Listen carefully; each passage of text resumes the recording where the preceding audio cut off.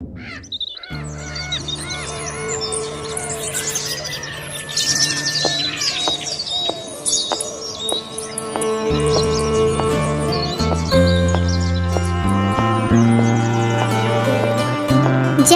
अपनी पत्नी रेखा और बेटी सुमन के साथ रहता था। जयप्रकाश का गांव में बहुत सम्मान था। सब गांव वाले उसकी बात मानते थे। उसके सामने बोलने की किसी की हिम्मत नहीं होती थी। एक दिन रेखा अपनी बेटी सुमन से कहती है, बेटी तू शादी क्यों नहीं करना चाहती है?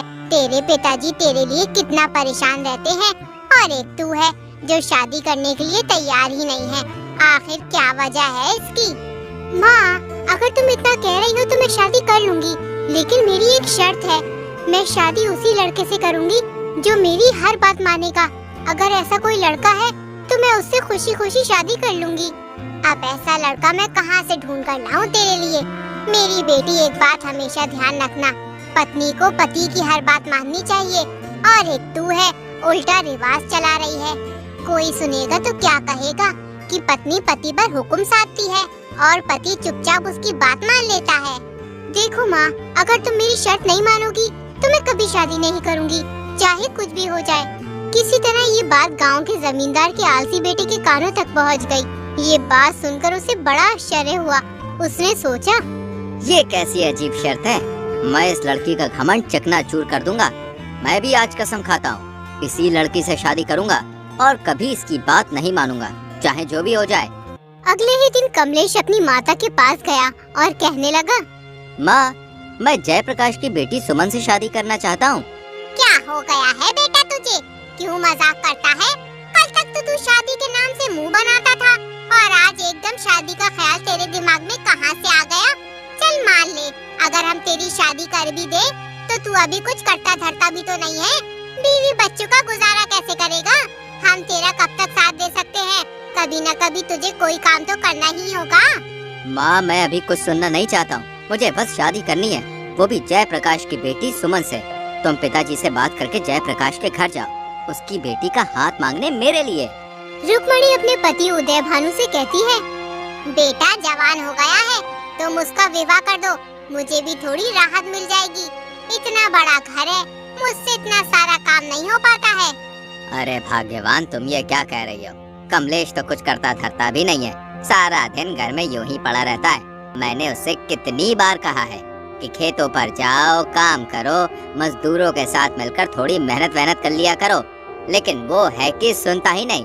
हमारे पास इतनी सारी जमीन है, अगर वो खेती का काम नहीं सीखेगा तो फिर जमीन पर खेती कैसे करेगा? अगर वो चाहता है कि उससे मेहनत नहीं होगी तो मेहनत मत कर, लेकिन खेतों पर जाकर मजदूरों को ही देख लिया करे। मजदूर सही से काम कर रहे हैं या नहीं कर रहे हैं, या समय ही पास कर रहे हैं। अब मैं अकेला कौन कौन सा काम देखूं? तुम सही कहते हो, लेकिन अभी वो नासमझ है। अगर हम इसका विवाह करा देंगे तो ये खुद ही काम करने की सोचेगा और इसका ये आलसीपन दूर हो जाएगा। कहे तो तुम बिल्कुल वैसे सही रही हो। तुम्हारी नजर में कोई लड़की है कमलेश के विवाह के लिए? हमारे गांव में जयप्रकाश जी रहते हैं, वो एक सम्मानित और अच्छे इंसान हैं। उनकी बेटी सुमन बहुत ही खूबसूरत और सुशील है। अच्छा, तुम जयप्रकाश की बेटी सुमन की बात कर रही हो? अरे जयप्रकाश तो बहुत ही अच्छा इंसान है, गांव के सभी लोग उसकी बहुत इज्जत करते हैं। हम कल ही जयप्रकाश के घर चलेंगे कमलेश के रिश्ते के लिए, तुम तैयारी शुरू कर दो। अगले दिन उदय भानु और उसकी पत्नी जयप्रकाश के घर पहुंच जाते हैं। अरे जमींदार साहब, कैसे आना हुआ? सब खैरियत तो है ना? हाँ जयप्रकाश जी, सब ठीक है। दरअसल हम यहाँ पर तुम्हारी बेटी सुमन का हाथ मांगने आए हैं, अपने बेटे कमलेश के लिए। हमें पता चला है कि सुमन बहुत ही शिक्षित और समझदार है। ये तो बहुत अच्छी बात है, आपने बिल्कुल सही किया जमींदार साहब, इससे हमारी दोस्ती रिश्तेदारी में बदल जाएगी। कुछ ही दिनों में सुमन और कमलेश का विवाह हो जाता है। शादी के 2-4 दिन के बाद कमलेश सुमन से कहता है, तूने अपनी माँ से कहा था ना कि तू उस लड़के से शादी करेगी जो तेरी हर बात मानेगा, लेकिन मैं कभी भी तेरी कोई बात नहीं मानूंगा। अब देखता हूँ तू कैसे मुझसे अपनी बात मनवाती है। कमलेश सुमन को बुरा भला कहने लगा, यहाँ तक कि मारपीट पर भी उतर आया। मैं आपकी पत्नी हूँ और आपसे ये आशा करती हूँ कि आप मुझे पूरा सम्मान दे। हमारे रिश्ते की मजबूती और खुशहाली के लिए बहुत जरूरी है कि आप मेरे प्रति आदर और समझदारी का रवैया अपनाएं। ये न केवल हमारे रिश्ते को बेहतर बनाएगा बल्कि हमें एक मजबूत और खुशहाल जोड़ी भी बनाएगा। फिर भी अगर आप मेरे साथ मारपीट करना ही चाहते हैं तो मैं आपको ये अधिकार तब दूंगी जब आप खुद मेहनत करके पैसे कमा कर लाओगे। अभी तो आप अपने पिता के धन पर ऐश कर रहे हो। तुम्हें क्या लगता है मैं पैसे नहीं कमा सकता? तो फिर ठीक है, अब मैं तब तक घर में नहीं घुसूंगा जब तक मैं खूब सारा धन न कमा लाऊं। कमलेश अपनी पत्नी से ये बात गुस्से में कह तो देता है, लेकिन बाद में वो सोचने लगता है, अरे मैंने तो अपनी जिंदगी में कोई काम ही नहीं किया, ऐसे में मुझे क्या काम मिल सकता है जिसे मैं कर सकता हूँ? एक काम करता हूँ, सुरेश से मालूम करता हूँ, उसने बहुत सी जगह पे काम किया है, वो मुझे कोई ना कोई काम के बारे में जरूर बता देगा।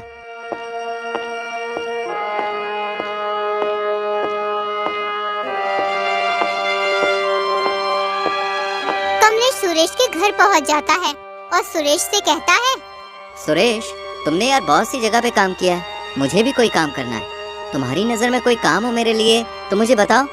अरे कमलेश कैसी बात कर रहा है यार, तू इतने बड़े जमींदार का बेटा है, तुझे क्या जरूरत है काम वाम करने की? अरे काम करने की जरूरत तो हम जैसे गरीब लोगों को है भाई।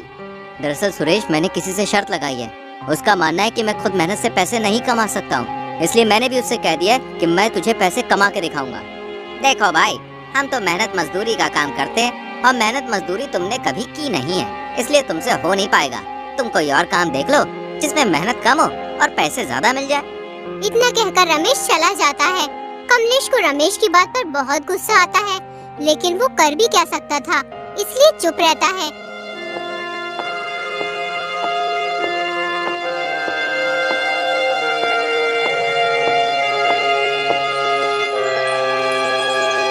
अब कमलेश बगैर किसी को कुछ बताए धन कमाने की तलाश में निकल पड़ता है।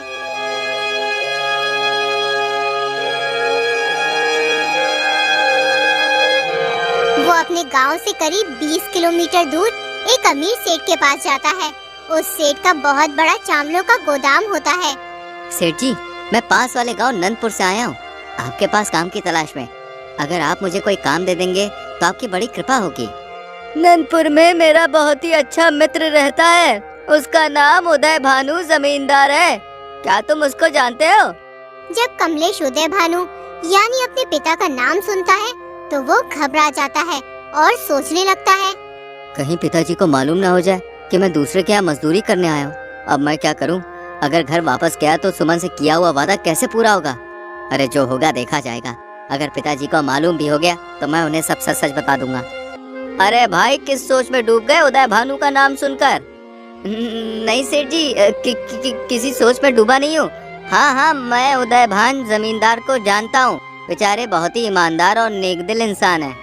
अब तो तुम्हें काम देना ही पड़ेगा, तुम मेरे मित्र के गांव से जो आए हो। देखो भाई अगर तुम मेहनत और लगन से काम करोगे तो अच्छा पैसा कमाओगे। सेठ जी कमलेश को काम पर रख लेते हैं। जब कमलेश के पास अच्छा खासा धन इकट्ठा हो जाता है तो वो अपने घर जाने की सोचने लगता है। फिर वो सेठ जी से कहता है, सेठ जी मैं सोच रहा था कि एक बार गांव जाकर बीवी बच्चों से मिलाता हूँ। तुमने बिल्कुल सही सोचा कमलेश, बीवी बच्चों से मिलना भी जरूरी है। तुम कल अपने गांव निकल जाना और बीवी बच्चों से मिलकर जल्दी वापस आना। कमलेश इकट्ठा किए हुए सारे पैसे लेकर अपने गांव की ओर निकल जाता है। रास्ते में उसे दो ठग एक पेड़ के नीचे खाना खाते हुए मिलते हैं।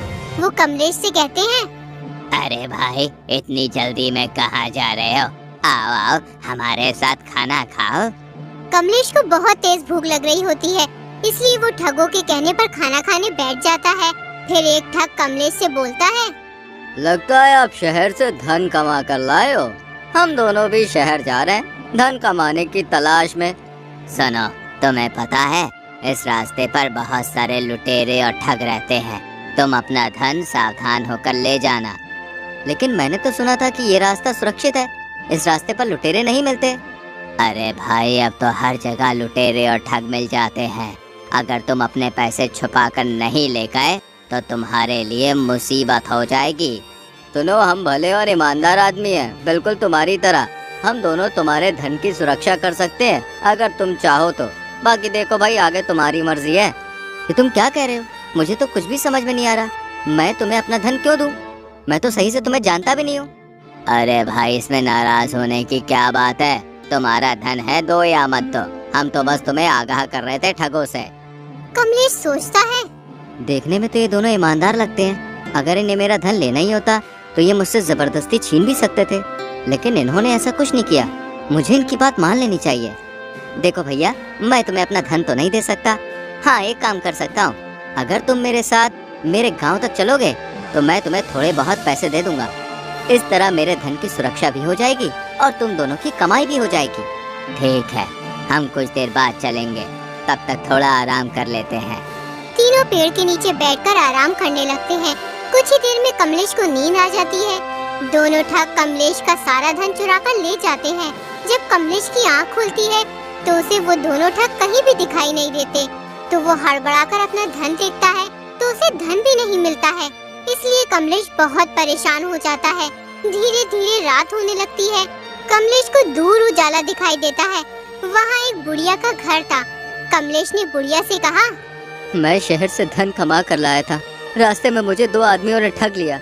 मैं बहुत थका हुआ हूँ, क्या आप मुझे अपने घर में ठहरने के लिए थोड़ी सी जगह दे सकती हैं? बुढ़िया बहुत ही नेक दिल की औरत थी। उसकी कोई औलाद नहीं थी। उसने कमलेश को अपने घर में रुकने की आज्ञा दे दी। बुढ़िया एक छोटी सी चाय की दुकान चलाती थी, जिससे वो अपना गुजर बसर करती थी। कमलेश ने बुढ़िया की चाय की दुकान पर काम करना शुरू कर दिया। कुछ ही दिनों में बुढ़िया की चाय की दुकान काफी बड़ी हो गई। इससे खुश होकर उसने कमलेश को बहुत सारे पैसे दिए। बुढ़िया से पैसे लेकर कमलेश सोचने लगा, अब मेरे पास खूब पैसे हो गए और घर से निकले हुए भी बहुत दिन हो गए। अब मुझे घर चलना चाहिए। इस बार बहुत ही सावधानी से जाऊंगा और उसके बाद सुमन पर रौब दिखाऊंगा। कमलेश ने बुढ़िया से घर जाने की इजाजत मांगी और फिर अपने घर की ओर चल दिया। घर पहुंचकर कमलेश ने सारा धन जो कमाया था सुमन को दे दिया और फिर बोला, तुमने कहा था ना, जब मैं अपनी मेहनत से धन कमा के लाऊंगा तभी तुम्हारे साथ मारपीट कर सकता हूँ। अब पिटने के लिए तैयार हो जाओ। देखो, मैं तुम्हारे साथ मारपीट करना नहीं चाहता, लेकिन मुझे तुम्हारा घमंड तोड़ना है, इसलिए मुझे तुम्हारे साथ मारपीट करनी होगी। स्त्री को पीटना बहुत बड़ा पाप है। मैं तुम्हारी जीवन साथी हूँ। हम दोनों ने एक दूसरे के साथ जीवन बिताने की कसम खाई है। मैं तुम्हारा हर मुश्किल समय में साथ दूंगी। अगर फिर भी तुम मुझे पीटना ही चाहते हो तो घर के अंदर मारपीट करने का कोई फायदा नहीं है, क्योंकि किसी को पता भी नहीं चल पाएगा कि कमलेश ने अपनी पत्नी को पीटा है।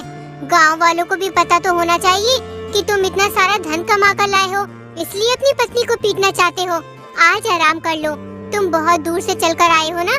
कल सुबह सारे गांव वालों को बुलाकर मुझे उनके सामने पीटना। कमलेश अपनी पत्नी सुमन की बात मान लेता है। अगली सुबह वो सभी गांव वालों को इकट्ठा करता है। जैसे ही कमलेश अपनी पत्नी को पीटने के लिए आगे बढ़ता है, उतने में ही कमलेश के पिता उदय भानु जमींदार वहाँ आ जाते हैं। बदतमीज नालायक, ये क्या कर रहा है? एक स्त्री पर हाथ उठा रहा है। क्या तूने इससे शादी से पीटने के लिए की? जानता भी है, जिस दिन से तू गया है उस दिन से एक दिन भी ये चैन से नहीं सोई है। हर वक्त तेरी याद में रोती रहती है, और एक तू है जो इस मासूम को पीटने के लिए तैयार है। भीड़ के सामने कमलेश शर्मिंदा हो जाता है। उसके दिल से सुमन के लिए नफरत मिट गई थी। उसे अपनी गलती का एहसास हो गया था। वो सुमन से माफी मांगने लगता है, यहाँ तक कि उसके पैरों में गिर जाता है। उसके बाद सुमन उसे उठाती है और बोलती है, तुम्हारी जगह मेरे पैरों में नहीं बल्कि मेरे दिल में है। उसके बाद कमलेश ने कभी सुमन से कुछ नहीं कहा और उसकी हर बात मानने लगा।